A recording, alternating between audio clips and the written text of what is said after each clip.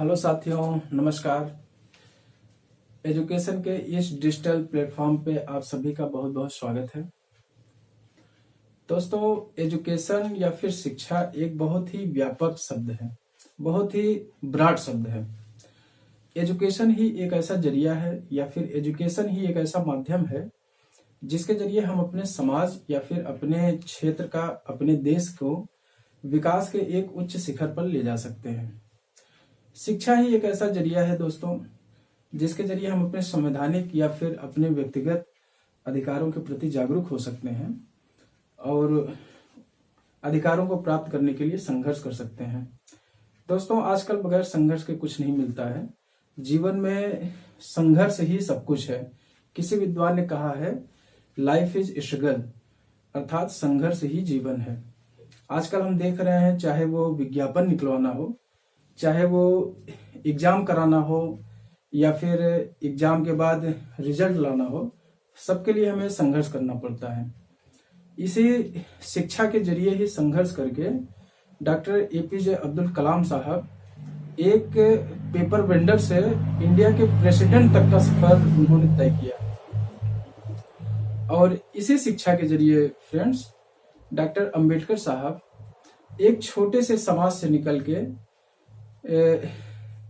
विकास के उस उच्च शिखर पे पहुंच गए जहां न केवल भारत बल्कि पूरा विश्व उनका सम्मान करता है। और शायद इसीलिए डॉक्टर अंबेडकर साहब ने कहा था, शिक्षा के महत्व को समझते हुए, शिक्षा उस शेरनी का दूध है जो इसको जितना पिएगा उतना ही दहाड़ेगा। तो फ्रेंड्स, शिक्षा के इसी महत्व को समझते हुए इस प्लेटफॉर्म के माध्यम से हम जीएस के सारे सब्जेक्ट, चाहे वो ज्योग्राफी हो, पॉलिटी हो, हिस्ट्री हो, सबका प्रश्न पत्र के अकॉर्डिंग जो आपके एग्जाम में क्वेश्चन पेपर आते हैं, उन प्रश्नों के अकॉर्डिंग हम यहाँ पे विस्तृत अध्ययन करेंगे।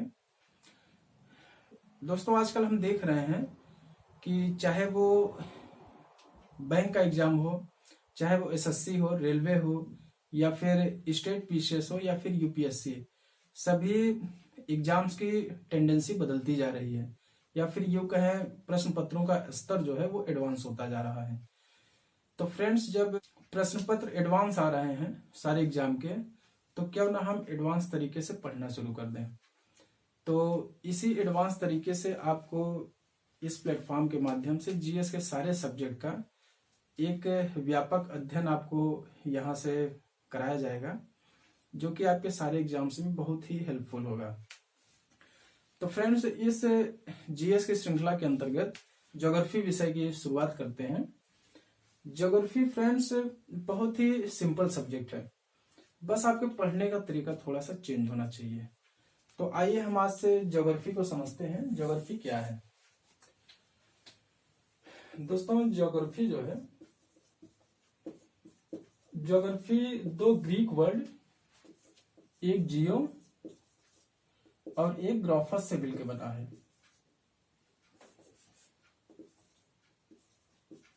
ग्राफस, जियो का मतलब होता है पृथ्वी और ग्राफस का मतलब होता है वर्णन करना, अर्थात पृथ्वी का वर्णन करना ही ज्योग्राफी कहलाता है, बहुत ही आसान शब्दों में। ज्योग्राफी को हम दो तरीके से पढ़ेंगे इस क्लास में। एक तरीका हमारा होगा मैप का और एक तरीका होगा हमारा थ्योरी का। मैप के अंतर्गत हम देखेंगे सबसे पहले वर्ल्ड का मैप। वर्ल्ड के मैप की आपको पूरी तरह से विस्तृत जानकारी आपको दी जाएगी। सभी महाद्वीप कितने हैं, महाद्वीप में देश कितने हैं, उन देशों में क्या इंपॉर्टेंट है जो आपके क्वेश्चंस में आता है, वो सब आपको यहाँ पे बताया जाएगा। उसके बाद हम इंडिया का मैप देखेंगे और फिर उसके बाद हम यूपी का मैप देखेंगे, और अगर आवश्यकता पड़ी तो हम एमपी का भी देखेंगे, बिहार का भी देखेंगे। इवन जितने भी स्टेट पीसेस होते हैं सबके मैप का हम विस्तृत अध्ययन करेंगे, जो कि आपके सिलेबस के अकॉर्डिंग होगा। इसके बाद थ्योरी में हम सबसे पहले जियोग्राफी को पढ़ेंगे। जियोग्राफी में आपके जैसे पर्वत है, नदी है, झील है, पठार है, घाटियां हैं, इन सब का विस्तृत अध्ययन हम इसके अंतर्गत करेंगे।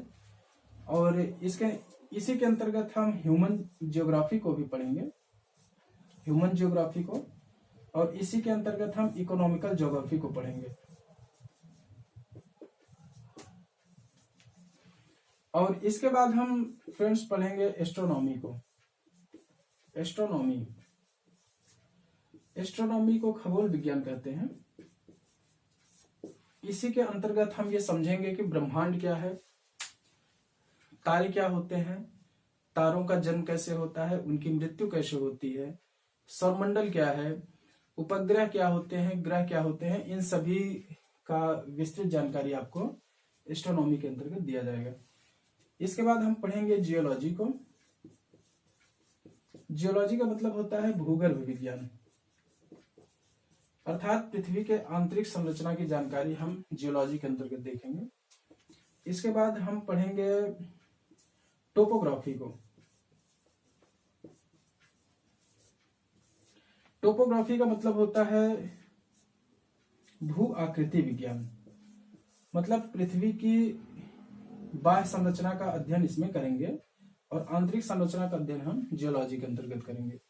तो फ्रेंड्स आइए हम शुरू करते हैं आज से मैप का पोर्शन। चूंकि मैप बहुत ही इंपॉर्टेंट है, मैप से लगभग सारे एग्जाम्स में 60 से 70% क्वेश्चन यहीं से आ जाते हैं, इसलिए ये हमारे लिए बहुत ही इंपॉर्टेंट पोर्शन है। और मैप अगर आपने पढ़ लिया तो 50% ज्योग्राफी आपने पढ़ ली, मतलब आधा ज्योग्राफी आपको समझ में आ जाएगी। Geography basically map based subject है ही। तो आइए हम शुरू करते हैं आज से मैप। मैप में भी सबसे पहले हम वर्ल्ड मैप का अध्ययन करेंगे। सबसे पहले आपको ये जानकारी होनी चाहिए कि महाद्वीप क्या है, महासागर क्या है। तो इन सब की एक सामान्य जानकारी मैं आपको पहले दे दूंगा। उसके बाद हम एक एक महाद्वीप का, एक एक देश का वो इम्पोर्टेंट बातें जानेंगे जो कि आपके एग्जाम्स में आते हैं। तो आइए सबसे पहले हम मैप बना लेते हैं। तो फ्रेंड्स ये है आपके विश्व के मानचित्र का एक आउटलाइन। आइए अब हम समझते हैं इसमें महाद्वीप कितने हैं। पूरे विश्व में 7 महाद्वीप हैं। एक महाद्वीप है, इसको कहते हैं उत्तर अमेरिका, और ये आपका दक्षिण अमेरिका है, और ये आपका एशिया है, ये आपका ये आपका यूरोप है, ये आपका एशिया है, और ये आपका अफ्रीका है, और ये आपका ओशिनिया है, ओशिनिया। तो फ्रेंड्स उत्तर अमेरिका एक ऐसा महाद्वीप है जिसपे सभी देश जो इस पे स्थित है, सभी देशों के पास अपनी तटरेखा है। मतलब इस महाद्वीप में कोई भी लैंडलॉक कंट्री नहीं है। उत्तर अमेरिका है, इसकी खोज कोलंबस ने की थी। कोलंबस ने इसकी खोज की थी और इसको नई दुनिया, इस पे स्थित देशों को नई दुनिया का देश कहा जाता है, नई दुनिया का देश। ये दक्षिण अमेरिका है। दक्षिण अमेरिका को हम पक्षियों का महाद्वीप भी कहते हैं, इसी को हम सर्पों का महाद्वीप भी कहते हैं, और यहाँ पे अमेजन के जंगल पाए जाते हैं। ये पूरा क्षेत्र जो है वो अमेजन के जंगलों का है। ये जंगल जो है पृथ्वी के फेफड़े कहलाते हैं। फेफड़े इसलिए कहलाते हैं क्योंकि इन जंगलों से पूरे पृथ्वी का 20% ऑक्सीजन का उत्पादन यहीं से होता है। तो इसको हम पक्षियों का देश कहते हैं और सर्पों का देश भी इसको कहते हैं। अभी केवल आपको एक मैं जानकारी दे रहा हूं कि महाद्वीप कितने होते हैं, उसके बाद इन सब महाद्वीपों के एक एक देशों का हम विस्तृत अध्ययन करेंगे। लेकिन पहले आपको पता होना चाहिए कि महाद्वीप कितने हैं, महासागर कितने हैं। उसके बाद ये है यूरोप। यूरोप बहुत ही डेवलप महाद्वीप है। इसी को हम खुशहाली का महाद्वीप इसी को कहते हैं। इसमें मतलब ज्यादातर लोग खुशहाल रहते हैं, तो इसलिए इसको खुशहाली का महाद्वीप कहा जाता है।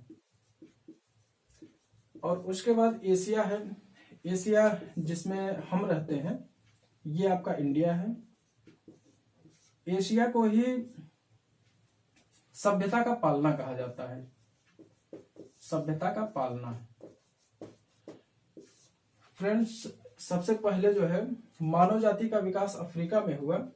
अफ्रीका के जंगलों में मानव जाति का विकास हुआ। वहां से मानव जाति सबसे पहले निकल के यहाँ ईरान के ईरान के मेसोपोटामिया में ही जो है पहली सभ्यता का निर्माण हुआ। और मेसोपोटामिया के बाद भारत में सिंधु घाटी सभ्यता का जन्म हुआ। चूंकि मेसोपोटामिया सभ्यता जो है वो विश्व की पहली सभ्यता है। अगर क्वेश्चन ये पूछा जाए कि विश्व की पहली नगरीय सभ्यता कौन सी है, तो वो भारत में विकसित सिंधु घाटी सभ्यता हो जाएगी। जबकि विश्व की पहली सभ्यता कौन सी है, वो मेसोपोटामिया की सभ्यता हो जाएगी। इसके बाद चीन में वांगहो नदी घाटी की सभ्यता का भी जन्म हुआ। वांगहो। तो फ्रेंड्स, इसीलिए अफ्रीका को जो है मानव जाति का पालना कहते हैं। मानव जाति का पालना, मानव जाति का पालना हम अफ्रीका को कहते हैं। जबकि मानव सभ्यता का पालना जो है वो एशिया को कहा जाता है। और उसके बाद हम देखेंगे, ये एशिया हो गया, अफ्रीका हो गया। उसके बाद हम ओशिनिया को देखेंगे। फ्रेंड्स, ओशिनिया में जो है कुल इसके अंतर्गत ऑस्ट्रेलिया आता है, ऑस्ट्रेलिया। और इसी के अंतर्गत जो है न्यूजीलैंड आ जाता है, ओशिनिया महाद्वीप के अंतर्गत। और इसी में आपका पॉलिनेशिया आता है, और इसी में आपका माइक्रोनेशिया आता है, और इसी में आपका मेलानेशिया आता है, मेलानेशिया। इन सब का हम अध्ययन अलग से करेंगे। बस आपको जानकारी होनी चाहिए कि ऑस्ट्रेलिया एक महाद्वीप नहीं है। जब ऑस्ट्रेलिया एक देश है, ये ऑस्ट्रेलिया देश ओशिनिया महाद्वीप के अंतर्गत आता है। और एक महाद्वीप दक्षिण भाग में है, जिसको हम अंटार्कटिका कहते हैं, अंटार्कटिका। तो प्रश्न ये पूछा जाता है इसमें कि सबसे बड़ा महाद्वीप कौन सा है, सबसे छोटा महाद्वीप कौन सा है। महाद्वीपों का क्षेत्रफल के अनुसार क्रम लगाने के लिए आ जाता है। तो फ्रेंड्स, सबसे बड़ा महाद्वीप है आपका एशिया महाद्वीप। एशिया महाद्वीप सबसे बड़ा है। ये पूरे विश्व का करीब 30% भाग पे ये फैला हुआ है, सबसे बड़ा महाद्वीप है। उसके बाद अफ्रीका दूसरे नंबर का सबसे बड़ा महाद्वीप है। उसके बाद आपका आता है उत्तर अमेरिका, फिर आपका आता है दक्षिण अमेरिका। उसके बाद आपका अंटार्कटिका आ जाता है। उसके बाद फिर आपका 6वें नंबर पे यूरोप आता है, और 7वें नंबर पे आपका ओशिनिया आता है। तो हमने ये देखा कि क्षेत्रफल के अनुसार सबसे बड़ा महाद्वीप एशिया है। उसके बाद अफ्रीका है। उसके बाद उत्तर अमेरिका है, फिर दक्षिण अमेरिका है। उसके बाद अंटार्कटिका है, फिर आपका यूरोप है, फिर आपका ऑस्ट्रेलिया है। अंटार्कटिका एक ऐसा महाद्वीप है जहां पे 98% भाग पे बर्फ है, 98% भाग पे यहाँ पे बर्फ है, और 2% भाग पे स्थल है। इस स्थल भाग को जो है पाल्मेर लैंड कहा जाता है, पाल्मेर लैंड कहा जाता है।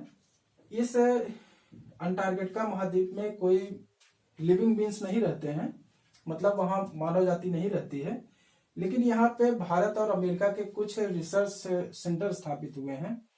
जैसे एक यहाँ पे है आपका दक्षिणी गंगोत्री, और एक यहाँ पे मैत्री है। ये दोनों भारत के रिसर्च सेंटर है। जबकि इस तरफ जो है वो अमेरिका के लिटिल अमेरिका करके यहाँ पे अमेरिका के रिसर्च सेंटर बने हुए हैं। जैसे लिटिल स्टार 1, लिटिल स्टार 2, 3, 4, इस तरह से जो है यहाँ पे अमेरिका के रिसर्च सेंटर है। तो यहाँ पे केवल रिसर्च सेंटर मतलब रिसर्च होता है। तो इस तरह से हमने ये देखा कि पूरे विश्व में कितने महाद्वीप हैं, आइए अब हम देखते हैं कि पूरे विश्व में महासागर कितने हैं। सबसे बड़ा महासागर जो है वो प्रशांत महासागर है। प्रशांत महासागर ये पूरे विश्व में जितने भी महाद्वीप हैं सभी स्थल खंडों को मिला दिया जाए तब भी प्रशांत महासागर इन सबसे बड़ा है। ये पूरे विश्व में 1/3 भाग पर फैला हुआ है और ये सबसे गहरा महासागर है। ऐसा माना जाता है कि इजिप्टा नामक उल्कापिंड गिरने से इजिप्टा नामक उल्कापिंड गिरने से इस प्रशांत महासागर का निर्माण हुआ और इसी के कारण ही पृथ्वी पर डायनासोरों का अंत हुआ। तो हमने ये देखा कि प्रशांत महासागर सबसे गहरा महासागर है और सबसे बड़ा महासागर है। उसके बाद यहाँ पे आ जाएगा आपका अटलांटिक महासागर। अटलांटिक महासागर ये महासागर एस आकार की आकृति में है। आप देखिए इधर से ये इस तरह से ऐसे आके ये एस की आकृति का निर्माण कर रहा है। तो ये महासागर एस आकृति का होता है। इसके उत्तर वाले भाग को हम उत्तरी अटलांटिक महासागर कहते हैं और दक्षिण वाले भाग को दक्षिणी अटलांटिक महासागर कहते हैं। इसी तरह प्रशांत महासागर के उत्तर के भाग को हम उत्तरी प्रशांत महासागर कहेंगे और दक्षिणी वाले भाग को दक्षिण प्रशांत महासागर कहेंगे। उसके बाद आपका आता है आर्कटिक महासागर। आर्कटिक महासागर ये यूरोप के उत्तर में है और ये सबसे उत्तरी भाग में स्थित है। ये महासागर हम मानचित्र में दिशाओं का निर्धारण इस तरह से करते हैं, जैसे इस तरह की दिशा हमेशा पूर्व होती है, मतलब पूरब ईस्ट। इस तरफ की दिशा हमेशा पश्चिम होती है, वेस्ट। और इस तरह की दिशा उत्तर होती है, नॉर्थ। और ये दिशा होती है दक्षिण, जिसको हम साउथ कहते हैं। तो हमने ये देखा कि सबसे बड़ा महासागर प्रशांत महासागर है, उसके बाद अटलांटिक महासागर है, उसके बाद फिर आपका हिंद महासागर। हिंद महासागर भारत के दक्षिण में है और ये सबसे छोटा महासागर है और इसकी औसत गहराई भी बहुत कम है, लगभग 4000 मीटर। और इसकी औसत गहराई प्रशांत महासागर की ये सबसे गहरा है, ये करीब 16,000 मीटर गहरा है, औसत गहराई है। इस हिंद महासागर को हम अर्ध महासागर भी कहते हैं। अर्ध महासागर हम इसलिए कहते हैं क्योंकि ये आधे भाग पे ही फैला हुआ है। जैसे ऊपर देखिए तो स्थलखंड है, नीचे देखिए तो ये केवल इतने भाग में फैला हुआ है, इसलिए इसको हम अर्ध महासागर कहते हैं। जबकि ये महासागर पूरे उत्तर से लेकर दक्षिण तक है और प्रशांत महासागर भी उत्तर से लेकर दक्षिण तक है। और इस तरफ का भाग फिर से प्रशांत महासागर हो जाएगा, ये उत्तर प्रशांत हो जाएगा और नीचे वाला दक्षिण प्रशांत हो जाएगा। और एक महासागर यहाँ पे है दक्षिणी महासागर।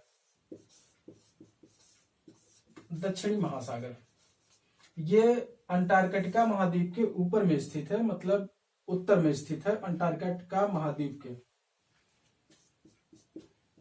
तो हमने ये देखा कि कुल 5 महासागर हैं इस धरती पे, जिसमें कि सबसे बड़ा प्रशांत महासागर है, उसके बाद आपका अटलांटिक महासागर है, फिर आपका हिंद महासागर है, उसके बाद आपका दक्षिणी महासागर है, फिर आपका आर्कटिक महासागर है। तो फ्रेंड्स हमने ये देखा कि पूरे विश्व में 7 महाद्वीप हैं और 5 महासागर हैं। आइए अब हम मैप के बारे में कुछ और चीजें जान लेते हैं जो आपके लिए जानना बहुत जरूरी है। आइए हम देखते हैं मैप किसे कहते हैं। मैप की एक परिभाषा होती है फ्रेंड्स।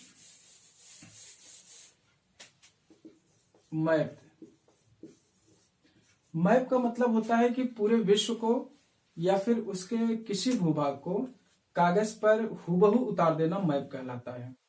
ये काम सबसे पहले टॉलमी ने किया था। टॉलमी ने ही पूरे विश्व का भ्रमण करके सबसे पहले अपने अंदाजे के अनुसार पूरे विश्व को एक मैप में उतारा था और उन्होंने उसी सारे मैप का संग्रहण एक किताब में कर दिया, जिसको हम एटलस कहते हैं। और ये मैप दो प्रकार का होता है, दो नहीं 3 प्रकार का होता है। एक होता है राजनीतिक मैप,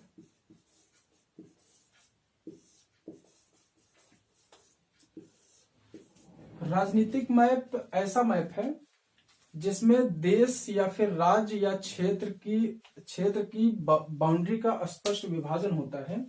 जैसे उसमें ये बाउंड्री अलग अलग रहती है। जैसे हमने देखा एशिया की बाउंड्री अलग है, उत्तर अमेरिका के अलग है, दक्षिण अमेरिका के अलग है। तो इस राजनीतिक मैप में बाउंड्रियां अलग अलग होती हैं। और दूसरे प्रकार का मैप है आपका भौतिक मैप। भौतिक मैप ऐसा मैप है फ्रेंड्स, इसमें देश की बाउंड्री का स्पष्ट विभाजन नहीं होता है, लेकिन ये जिस तरह से वास्तव में प्राकृतिक रूप से जैसा रहता है उस तरह से इसमें दिखाया जाता है। तो इसमें रंगों का विशेष महत्व होता है, इसमें रंगों का कोई महत्व नहीं होता है। इसमें हम देश की या राज्य की बाउंड्री हम किसी भी रंग से दिखा सकते हैं, लेकिन इसमें रंगों का विशेष महत्व होता है। जैसे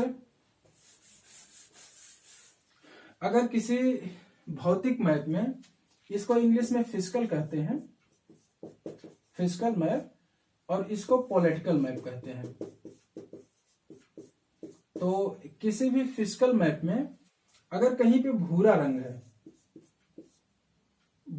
है तो वो हमेशा पर्वत का निशान होगा। आप अपने मैप में देखिएगा, आप अपने मैप को उठाइएगा, एक एटलस खरीद लीजिए, उसमें आप देखिएगा जहां जहां फिजिकल मैप बना होगा, अगर जहां जहां भूरा रंग होगा वो हमेशा पर्वत का निशान होता है।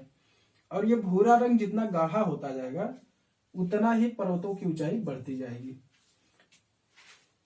और उसके बाद एक होता है हरा रंग। हरा रंग मैदान का सूचक होता है, जहां पे हरे मैदान पाए जाते हैं या फिर प्लेन मैदान पाए जाते हैं वो हरे रंग के होते हैं।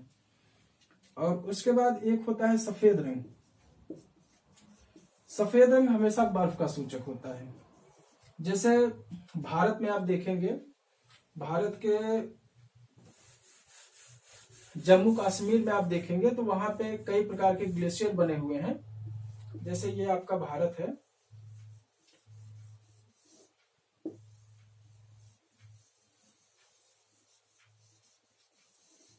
ये आपका भारत है। तो यहाँ पे आप देखेंगे कि ये हिमालय पर्वत श्रृंखला है। ये कलर पूरा फिजिकल मैप में आपका भूरे रंग से दिखाया गया होगा, और यहाँ पे कुछ ऐसे सफेद रंग के ऐसे छोटे छोटे टुकड़े दिखाए गए होंगे, तो वो हमेशा ग्लेशियर के सूचक होते हैं, ये बर्फ के बने होते हैं। और उसके बाद आपका एक रंग होता है पीला रंग। जो भाग पीले रंग से दिखाया जाता है वो मरुस्थल का सूचक होता है।